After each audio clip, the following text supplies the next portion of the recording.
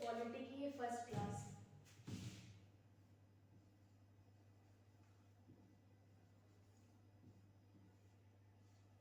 आपकी alternate classes होंगी history और पॉलिटी की, एक दिन हिस्ट्री होगी एक दिन पॉलिटी होगी, ठीक है।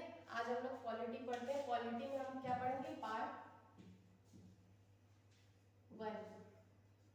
इसमें कितने आर्टिकल आते हैं, आर्टिकल 1 से लेकर के 4 तक सारे आर्टिकल पार्ट 1 के अंदर होते हैं, ठीक है। शुरू करते हैं आर्टिकल 1 से। आर्टिकल 1 में क्या दिया हुआ है, भारत जो है वो राज्यों का एक संघ होगा।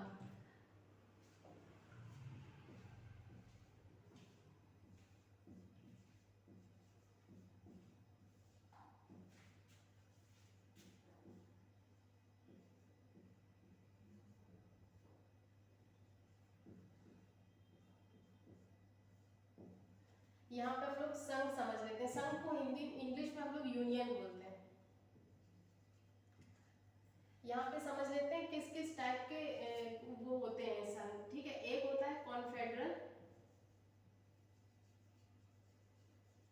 जिसको बोलते हैं परिसंघ।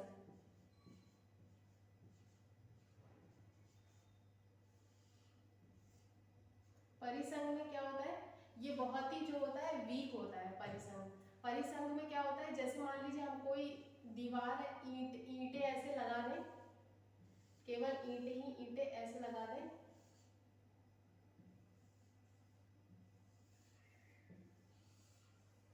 इसको बोलते हैं परिसंघ। इसमें ये ईंटें किसी भी चीज से जुड़े हुए नहीं है, ठीक है। तो जब भी हम चाहेंगे तो ये ईंटें इजीली निकल आएंगे। तो परिसंघ भी ऐसा होता है। परिसंघ में क्या होता है, बहुत सारे राज्य मिल करके कुछ कुछ अपनी शक्तियां केंद्र को दे देते हैं।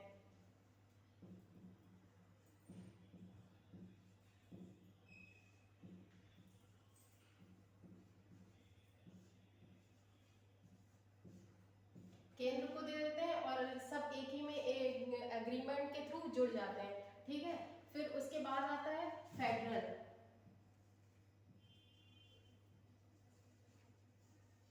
फेडरल में क्या होता है, फेडरल को हिंदी में संघ कहते हैं, ठीक है। फेडरल क्या होता है, अब जैसे ये जो दीवार थी इसमें सिर्फ ईंटें ऐसे लगे हुए थे, लेकिन अगर हम इसके बीच में सीमेंट वगैरह जो मसाला डाल दें तो ये थोड़ा सा मजबूत हो जाएगी। तो परिसंघ और संघ में सिर्फ इतना फर्क होता है कि परिसंघ जो होता है वो बहुत ही कमजोर होता है, परिसंघ कभी भी टूट सकता है, लेकिन संघ जो होता है उसके कंपैरिजन में जो फेडरल होता है वो थोड़ा सा स्ट्रांग होता है। इसमें भी यही होता है कि राज्य अपनी कुछ शक्तियां मिलके केंद्र को दे देते हैं, ठीक है। और अब आता है यूनियन। यूनियन को भी हिंदी में संघ ही बोलते हैं। तो अगर कहीं पे संघ लिखा हो तो आप जैसे क्वेश्चन आए कि भारत राज्यों का क्या है, तो अगर ऑप्शन में संघ हिंदी में लिखा हो तो एक बार पहले चेक कर लीजिएगा कि उसमें कहीं पे यूनियन तो नहीं लिखा है। अगर यूनियन लिखा है तो यूनियन को ही आप मानेंगे। संघ जो होता है वो फेडरल और यूनियन दोनों की हिंदी होता है, इसलिए अगर सिर्फ संघ लिखा है यूनियन नहीं लिखा है तब तो संघ सही है, लेकिन संघ और यूनियन अगर दोनों लिखे हैं तो आप यूनियन को मारेंगे, ठीक है। अब जैसे ये दीवार है, हमने दीवार बना ली, इसमें क्या बोलते हैं मसाला लगा के इसको पक्का कर दिया, उसके ऊपर से हमने प्लास्टर कर दिया। अब जब हमने प्लास्टर कर दिया तो हम किसी भी ईंट को बाहर नहीं निकाल सकते हैं। तो यूनियन जो होता है वो उसी प्लास्टर से ही दीवार के जैसा होता है। यूनियन में लोग आ तो अपनी मर्जी से सकते हैं पर जा अपनी मर्जी से नहीं सकते हैं, ठीक है। इसे तोड़ना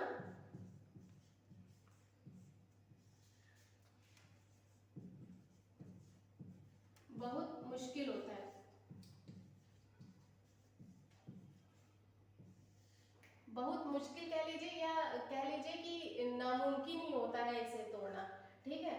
तो जो भारत है वो भारत राज्यों का संघ, मतलब भारत यूनियन है, ठीक है। और जो यूएसए है वो फेडरेशन है, यूएसए। तो फेडरेशन जो होती है वो पढ़े लिखे लोगों में ही जो होती है बहुत ज़्यादा सक्सेसफुल होती है। जो इंडिया में फेडरेशन सक्सेसफुल नहीं हो सकती थी, इसलिए इंडिया में फेडरेशन नहीं बनाया गया, इंडिया में यूनियन बनाया गया, ठीक है।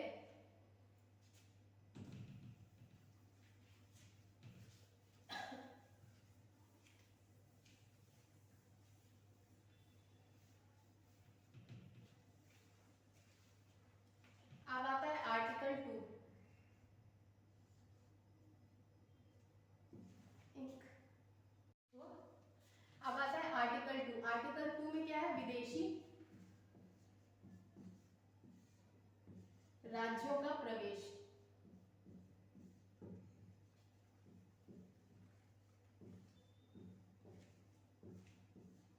इसमें क्या है, अगर कोई बाहर का कोई विदेशी राज्य है और वो इंडिया में मिलना चाहता है तो वो इंडिया में आर्टिकल 2 के तहत मिल सकता है। क्या पहले इंडिया में कभी ऐसा हुआ है? हाँ बिल्कुल हुआ है। सिक्किम एक विदेशी राज्य हुआ करता था।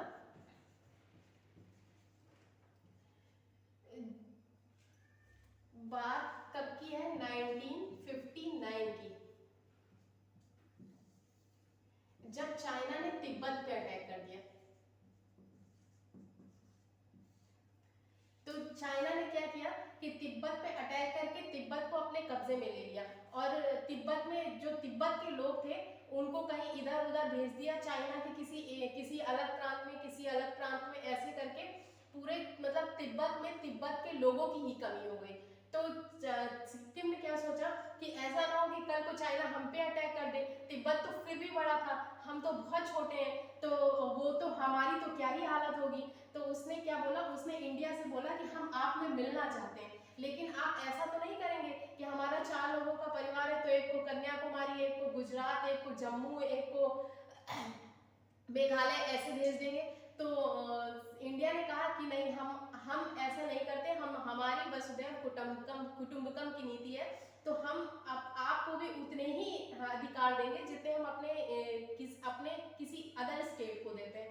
तो सिक्किम ने कहा कि ठीक है, लेकिन वो फिर भी डर रहा था, तो उसने क्या कहा कि हम कुछ दिन रहना चाहते हैं और रह के देखना चाहते हैं कि हमारे साथ कोई दुर्व्यवहार तो नहीं होगा। तो इंडिया ने कहा ठीक है, अगर आप रहना चाहते हैं तो आप पहले कुछ दिन रह के देख लीजिए। तो उसके लिए क्या हुआ, आर्टिकल 2 का ए हमारे कॉन्स्टिट्यूशन में जोड़ा गया। इसके तहत क्या हुआ, सिक्किम 35th कॉन्स्टिट्यूशनल अमेंडमेंट, 35वें संविधान संशोधन के द्वारा 1974 में भारत के का को स्टेट बना। यानी कि सिक्किम ना तो पड़ोसी राज्य था और ना ही भारत का कोई राज्य था। सिक्किम जो था वो को स्टेट यानी कि सह राज्य बन गया हमारा। उसने रह के देखा, उसे लगा कि नहीं, यहाँ के लोग, इंडिया के लोग तो हमारे ही जैसे हैं, हमारे साथ इंडिया में कोई दुर्व्यवहार नहीं हो रहा है। तो क्या हुआ, फिर उसके बाद वो क्या हुआ, वो इंडिया का स्टेट बन गया। तो स्टेट बनने के लिए 36 कॉन्स्टिट्यूशनल अमेंडमेंट 1975, इसके तहत क्या हुआ, 16 मई 1975 को सिक्किम जो है वो भारत का राज्य बन गया। ठीक है, अब आते हैं हम लोग आर्टिकल 3 पे। आर्टिकल 3 में क्या है, राज्य के नाम, सीमा और क्षेत्र में परिवर्तन।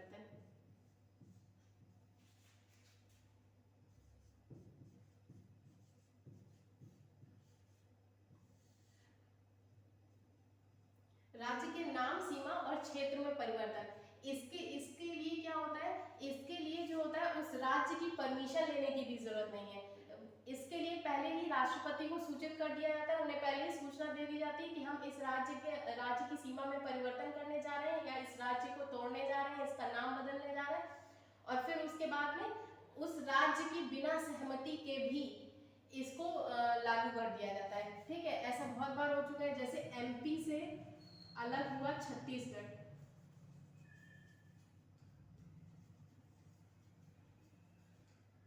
कब अलग हुआ,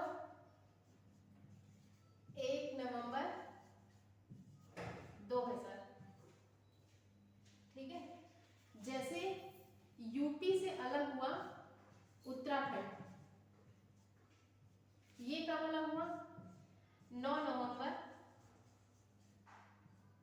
2000। फिर बिहार से अलग हो गया झारखंड,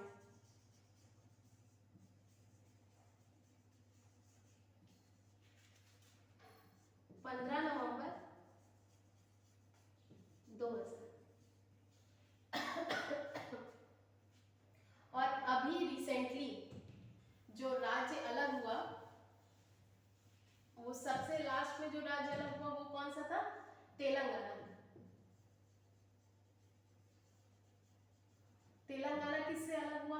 तेलंगाना अलग हुआ था आंध्र प्रदेश से, ठीक है। ये कब अलग हुआ? 2 जून 2014, ठीक है।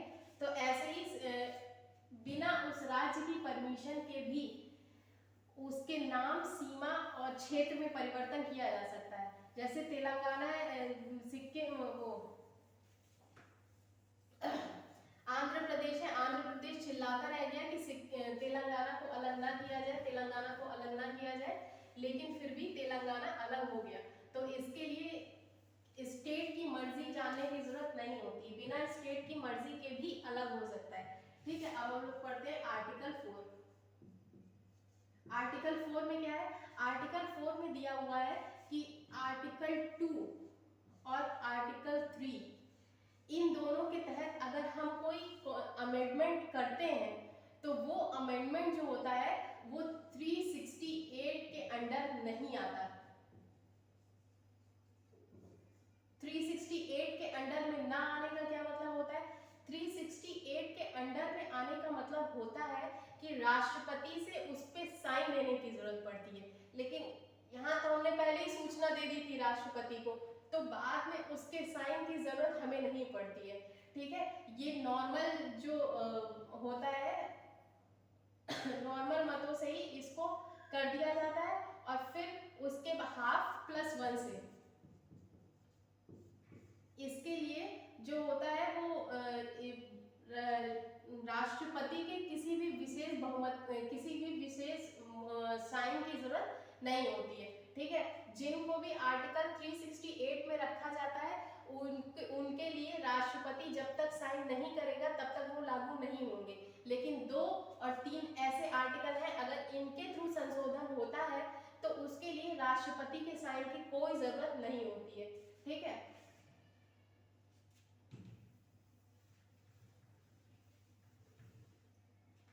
अभी तक हम लोगों ने 4 आर्टिकल पढ़े, फिर से देख लेते हैं। आर्टिकल 1 में क्या था?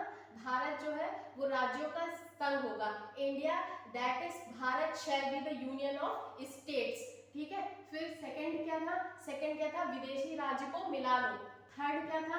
जब विदेशी राज्य मिल गया अब तो वो कहीं जा नहीं सकता, तो जो करना है वो बाद में, पहले मिला लो, पहले विदेशी राज्य को मिला लो, फिर अब जो करना है उसके नाम में तोड़ फोड़, उसका सीमा में परिवर्तन, जो भी करना है तीसरे में करना है। और चौथा क्या था कि 2 और 3 के तहत जो भी संशोधन होगा वो क्या होगा? 368 के बाहर होगा, उसके लिए राष्ट्रपति के सिग्नेचर की जरूरत नहीं पड़ेगी, ठीक है। अब पढ़ लेते हैं अखंड भारत।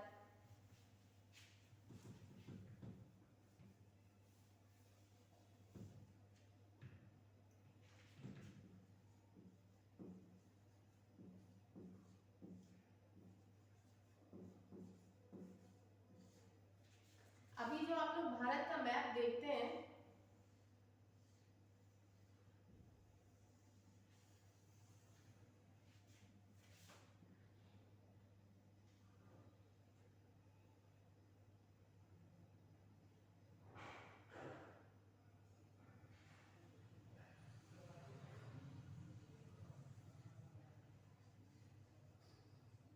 ये भारत सिर्फ इतना ही नहीं हुआ करता था, पहले भारतीय उपमहाद्वीप में ये बांग्लादेश, ठीक है, म्यांमार,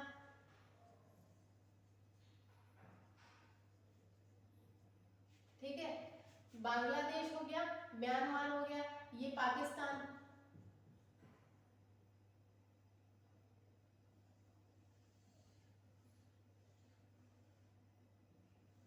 ठीक है, और इसके ऊपर ये अफगानिस्तान। ये पूरा जो था ये पूरा अखंड भारत हुआ करता था, ठीक है। ये बांग्लादेश भी इसी में था, ये म्यांमार भी इसी में था, पाकिस्तान भी इसी में था, अफगानिस्तान भी इसी में था, ठीक है। फिर क्या हुआ? 1893 में जब यहाँ पे अंग्रेजों का राज था, तो अंग्रेज, ये अफगानिस्तान वाला जो एरिया था ये पूरा क्या था?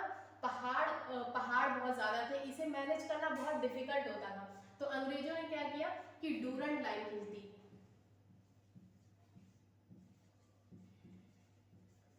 डूरंड रेखा को खींचा 1893 में। 1893 में डूरंड को खींच के इन्होंने अफगानिस्तान को इंडिया से अलग कर दिया। तो जब डूरंड लाइन खींची गई थी तो वो क्या करती थी, वो अफगानिस्तान को भारत से अलग करती थी। लेकिन अभी क्या है, वो अफगानिस्तान और पाकिस्तान के बीच में है। ठीक है, पहले जब डूरंड खींची गई थी तब किसे अलग करती थी, अफगानिस्तान और पाकिस्तान को अलग करती थी। लेकिन अब वो अफगानिस्तान और भारत को अलग करती थी, लेकिन अभी वो अफगानिस्तान और पाकिस्तान के बीच में। ठीक है, फिर उसके बाद क्या हुआ, 1935 का भारत शासन अधिनियम।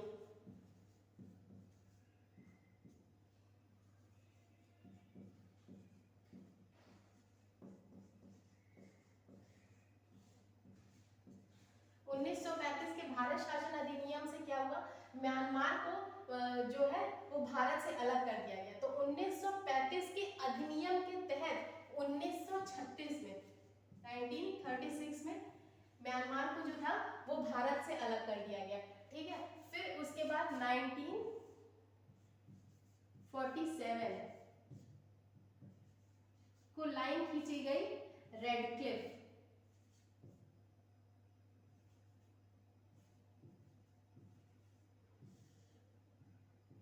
रेड क्लिफ लाइन खींची गई और वो रेड क्लिफ लाइन से क्या हुआ, भारत से पाकिस्तान को अलग कर दिया गया। तो पाकिस्तान दो जगहों से अलग हुआ, एक ये पश्चिमी पाकिस्तान, एक ये पूर्वी पाकिस्तान। ठीक है, तो दो भागों में पाकिस्तान को बांटा गया, एक पश्चिमी पाकिस्तान, एक पूर्वी पाकिस्तान।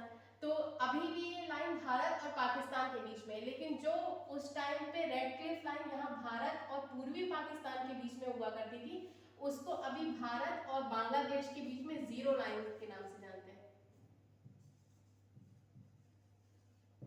तो इस तरह से जो है वो भारत, हमारा जो अखंड भारत हुआ करता था, वो धीरे धीरे धीरे धीरे इन टुकड़ों में टूट गया और सिर्फ ये जो आज हम जिस इंडिया को देखते हैं वो भारत बचा। ठीक है,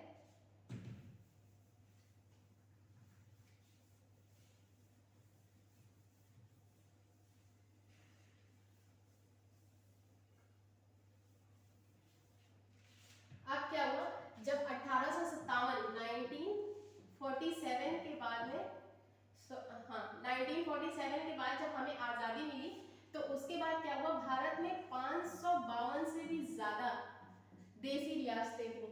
तो इन्होंने क्या किया, अंग्रेजों ने क्या कह दिया, इनको 3 ऑप्शन दे दिए। कह दिया या तो आप इंडिया के साथ रह लो,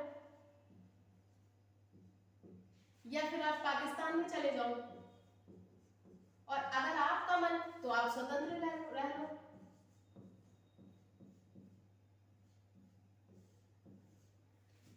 तो क्या हुआ, अब 552 देसी रियासतें और सबके दिमाग अलग अलग, कोई पढ़ा लिखा कोई पढ़ा लिखा नहीं, तो फेडरल तो नहीं बन सकता था ये। तो क्या हुआ, इसको यूनियन बनाना, इसके एकीकरण का काम जो है वो 3 लोगों ने किया। पहले सरदार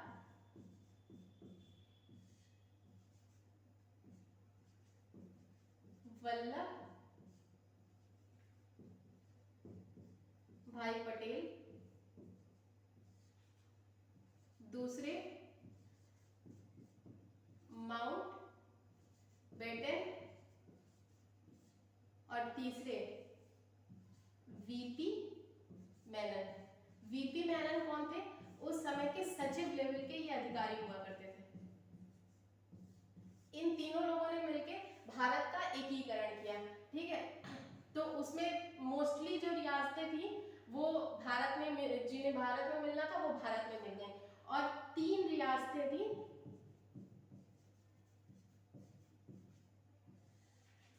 जिनमें पहली रियासत थी जूनागढ़। जूनागढ़ जो था वो जो ये गुजरात का क्षेत्र होता था, यहाँ पे जूनागढ़ थी। ठीक है, जूनागढ़ के इसने क्या कहा कि हम जो है वो पाकिस्तान में मिलना चाहते हैं। तो यहाँ पे क्या कराया गया, यहाँ की मोस्टली जनता जो थी वो हिंदू थी और यहाँ के जो राजा थे वो मुस्लिम थे, तो इसलिए वो पाकिस्तान में जाना चाहते थे। तो फिर क्या किया गया, यहाँ पे जनमत संग्रह यानी कि रिफरेंडम कराया गया। तो उसमें क्या हुआ, उसमें जनमत संग्रह में क्या सामने आया,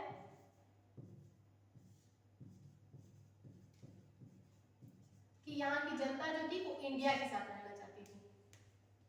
इसे इंडिया में मिला लिया गया। दूसरा केस था हैदराबाद।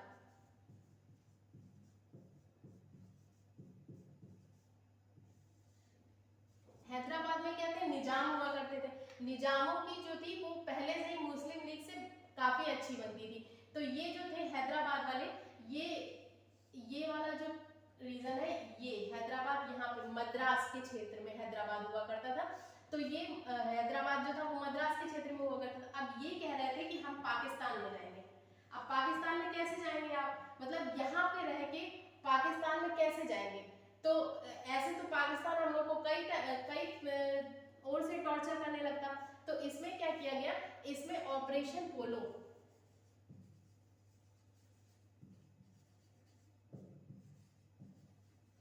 ऑपरेशन पोलो के तहत पुलिस की वर्दी में आर्मी उतार दी गई यहाँ पे, और इनकी अच्छे से धुलाई हुई, फिर इनको इंडिया में मिला दिया गया। तीसरी राज्य कौन सा था, जम्मू एंड कश्मीर।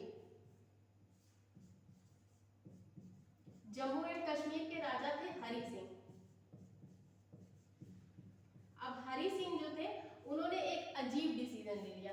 उन्होंने कहा ना तो हम इंडिया में रहेंगे और ना हम पाकिस्तान में मिलेंगे, हम स्वतंत्र रहेंगे।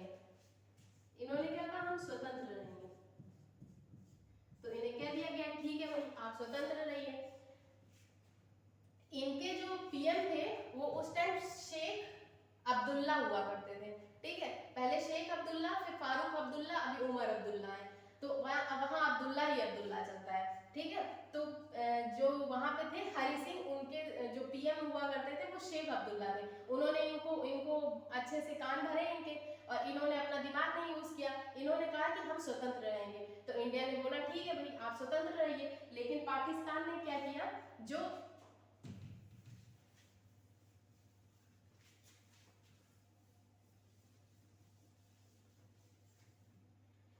ये वाला कश्मीर का एरिया है, यहां से क्या किया, आतंकवादियों को जनजाति बनाकर यहाँ पे उतार दिया। और इन लोगों ने क्या, यहाँ पे मार काट मचाना शुरू किया, यहाँ पे कब्जा करना शुरू किया। तो फिर क्या हुआ, जब इन्होंने देखा कि अगर हम अलग देश बनाने जाएंगे तो हमारा घर भी नहीं बचेगा, तो ये क्या किए, ये दौड़े दौड़े आए दिल्ली। कहाँ पे आए, दिल्ली आए। किसके पास, जवाहरलाल नेहरू के पास। इन्होंने बोला कि बचा लीजिए प्लीज हमें, और पाकिस्तान ऐसा ऐसा कर रहा है और आप प्लीज आप हमारी मदद करिए। तो नेहरू जी ने कहा ठीक है। अब उस टाइम ये सारा चीज देख कौन रहा था, वल्लभ भाई पटेल देख रहे थे। तो नेहरू जी ने वल्लभ भाई पटेल से कहा भैया इनको बचा लो। तो वल्लभ भाई पटेल ने कहा क्यों बचा ले, पहले तो ये बहुत बड़े होशियार बनते थे कि हम स्वतंत्र रहेंगे, तो रहे स्वतंत्र। तो फिर उन्होंने कहा कि प्लीज आप कुछ करिए। तो फिर उन्होंने क्या कहा वल्लभ भाई पटेल ने, ठीक है आप क्या करिए, आप विलय पत्र पे हस्ताक्षर करिए।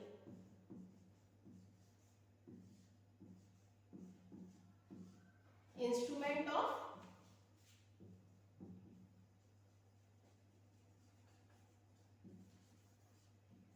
एक्सेशन, विलय पत्र पे आप हस्ताक्षर करिए। तो ये हस्ताक्षर हुए तब 26 अक्टूबर 1948 को विलय पत्र पे हस्ताक्षर हुए।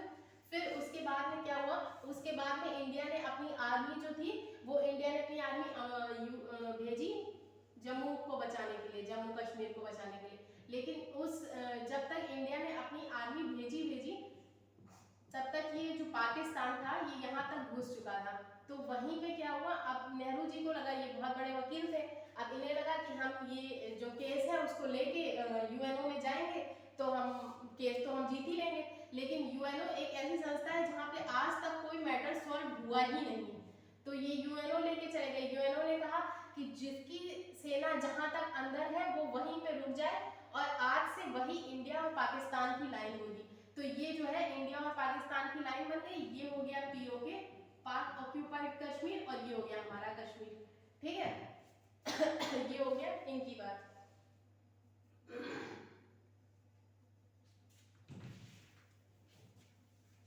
अभी हमने पाकिस्तान भी पढ़ लिया, अब हम देख लेते हैं जिस समय ये पूरा हुआ था, जब इंडिया का एकीकरण हो गया था, उसके बाद में इंडिया के जो राज्य थे उनको 4 भागों में बांटा गया था। 4 भाग कैसे थे,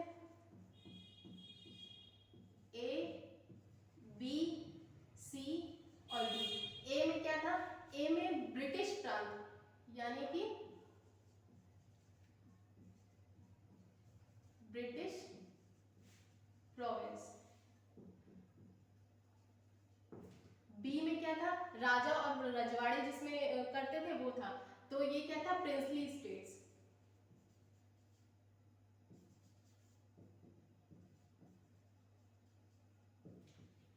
सी में क्या था, सी में चीफ कमिश्नरी एरिया थे, ठीक है।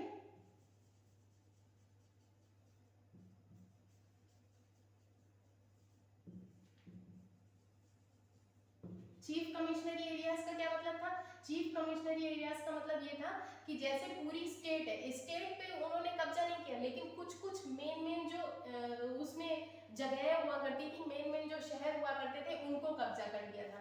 जैसे ही 4 थे, बलूचिस्तान,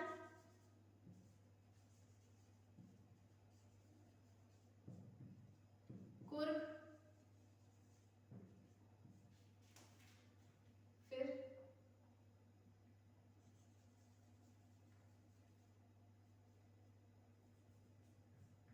दिल्ली,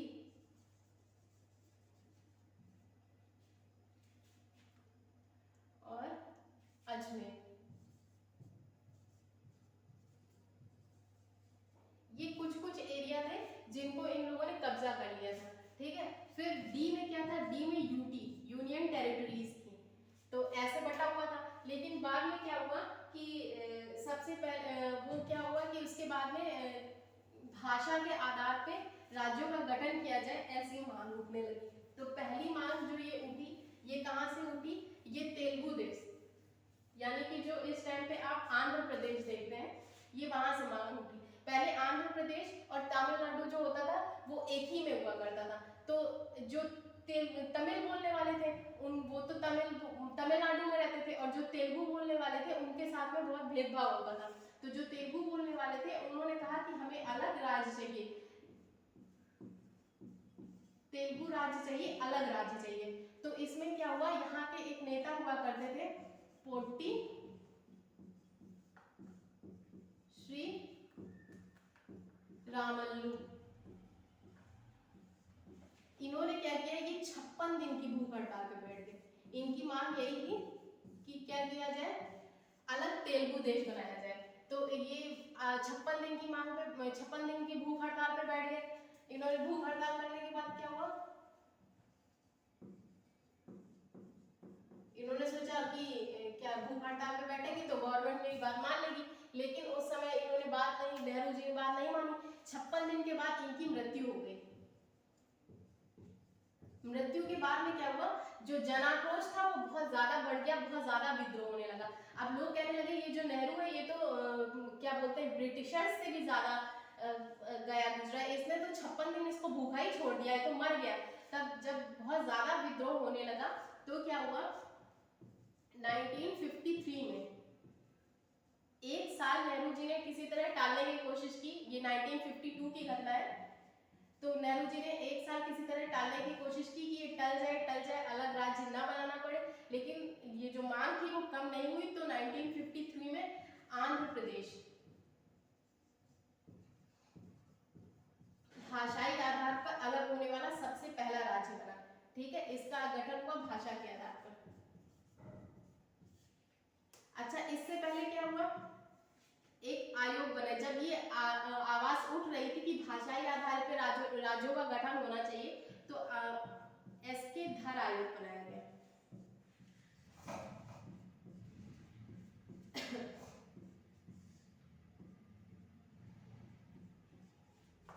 एसके धर आयोग बनाया गया, इसे 1948 में बनाया गया, और 1949 में इसने अपनी रिपोर्ट की।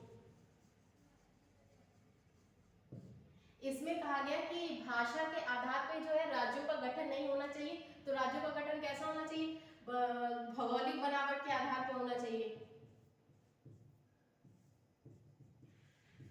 आर्थिक स्थिति के आधार पर होना चाहिए।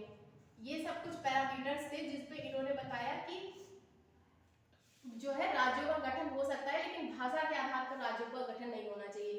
फिर एक और कमेटी बनी, JVP committee. JVP committee, JVP का फुल फॉर्म देख लेते हैं, जवाहरलाल नेहरू, वल्लभ भाई पटेल और पट्टाभी सीतारमैया कमेटी। ठीक है, जवाहरलाल नेहरू, वल्लभ भाई पटेल और पट्टाभी सीतारमैया कमेटी। ये जो कमेटी है ये बहुत बार क्वेश्चन पूछ लिया जाता है कि JVP में P का क्या मतलब है, V का क्या मतलब है या J का क्या मतलब था। तो इसको याद रखेंगे, जवाहरलाल नेहरू, वल्लभ भाई पटेल और पट्टाभी सीतारमैया कमेटी। इस कमेटी ने भी अपनी रिपोर्ट जो है वो 1949 में सौंपी और इस कमेटी ने भी एस्थे दर समिति से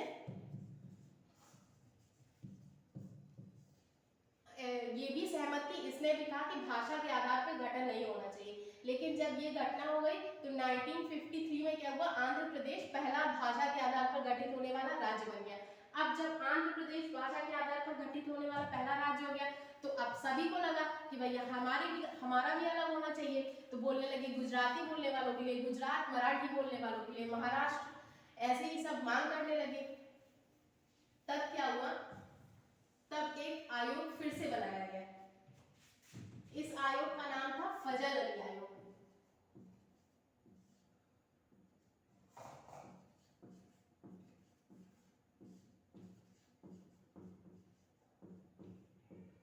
इस आयोग का गठन जो था वो 1953 में किया गया। ये फजल अली थे कौन, ये फजल अली सुप्रीम कोर्ट के रिटायर्ड जज थे। तो फजल अली आयोग बना, इसने अपनी जो रिपोर्ट है वो 1956 में दी। ठीक है, तो इसमें क्या कहा, फजल अली आयोग ने ये कहा ठीक है, अगर भाषाओं के आधार पे राज्य का गठन होना चाहता है तो कोई दिक्कत नहीं है, भाषा के आधार पे राज्य का गठन हो सकता है। तो इन्होंने भाषा के आधार पे राज्य का गठन को क्या किया, मंजूरी दे दी। ठीक है, इन्होंने अपनी रिपोर्ट में ऐसा लिख दिया कि भाषा के आधार पर राज्यों का गठन अगर होना चाहता है तो राज्यों का गठन हो सकता है।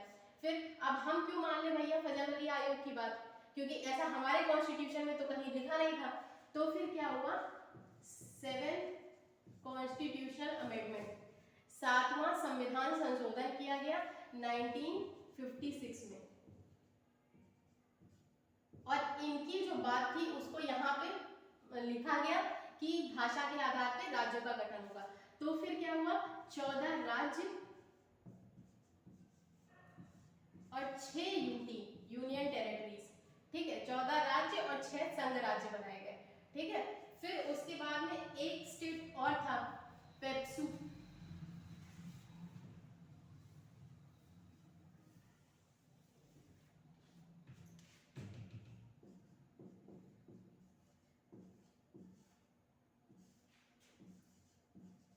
Patiala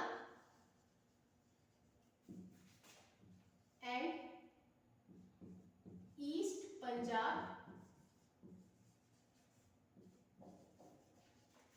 state union.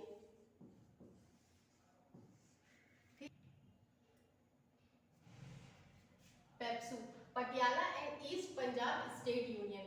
इसके लिए क्या हुआ, इसमें क्या था, ये कह रहे थे कि हम जो है वो अलग देश बनाएंगे। तो ये अलग देश कैसे बनाएंगे, अच्छा उस समय पेप्सू में कौन कौन सा एरिया आता था, हिमाचल प्रदेश, हरियाणा, पंजाब, चंडीगढ़, ये पूरा जो एरिया था वो पेप्सू के अंदर आता था।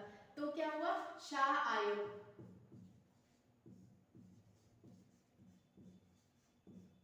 शाह आयोग बनाया गया। कब बनाया गया, 1966 में।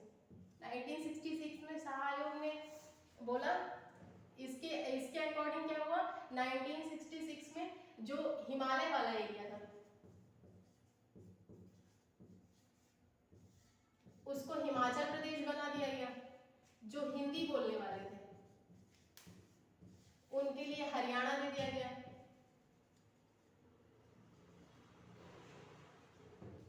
और जो पंजाबी बोलने वाले थे उनको पंजाब दे दिया गया।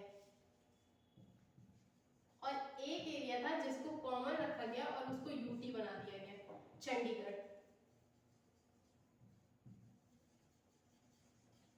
चंडीगढ़ जो है वो हरियाणा की भी राजधानी है और पंजाब की भी राजधानी है। तो हरियाणा और पंजाब दोनों के बॉर्डर पे एक कॉमन एरिया रखा गया चंडीगढ़, और चंडीगढ़ को जो था वो यूटी बना दिया गया।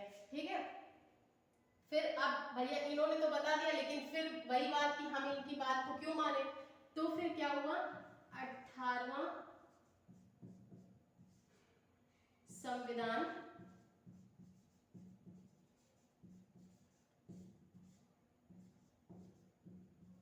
संशोधन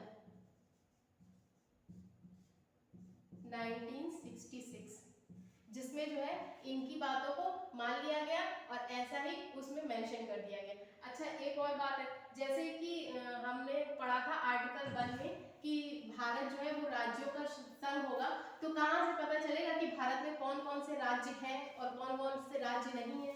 तो उसके लिए क्या हुआ है, एक वहां से एक डायरेक्शन दे दिया गया है। क्या डायरेक्शन दे दिया गया है कि भारत के जो जो राज्य हैं उनको जानने के लिए आपको क्या चेक करना पड़ेगा, शेड्यूल 1 चेक करना पड़ेगा।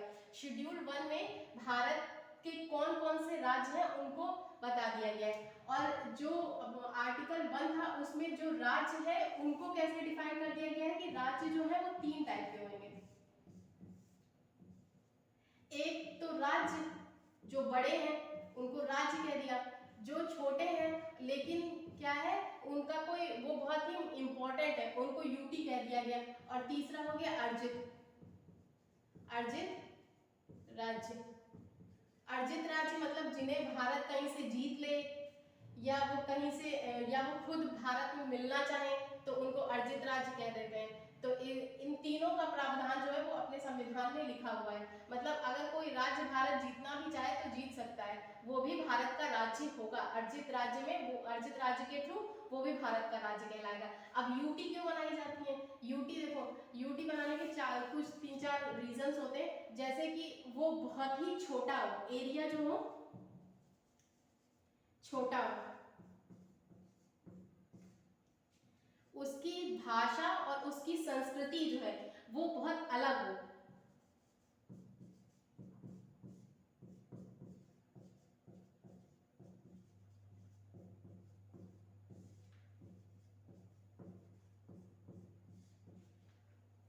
फिर क्या हो, वो भारत की जो मुख्य भूमि मेन लैंड जो है, मेन लैंड से मुख्य भूमि से दूर हो, जैसे कि वो हो गया लक्षद्वीप हो गया या फिर अपना ये अंडमान और निकोबार हो गया। अगर यहाँ पे क्या करेंगे कोई स्टेट कोई वो बना देंगे, इसको स्टेट का दर्जा दे देंगे, तो यहाँ पे एक सीएम रखना पड़ेगा। और सीएम हो सकता है भैया वो अगले किसी राज्य से अगले किसी देश से पैसा वैसा लेके और बोले ठीक है जब तक यहाँ पे भारत की सेना आएगी तब तक आप यहाँ पे आ जाना, हम आप में मिल जाएंगे, अटैक हो जाए या ऐसा कुछ हो जाए। तो वहां पे जो है वो इसका कॉन्सेप्ट ही नहीं रखा गया, सीएम रखा ही नहीं जाएगा।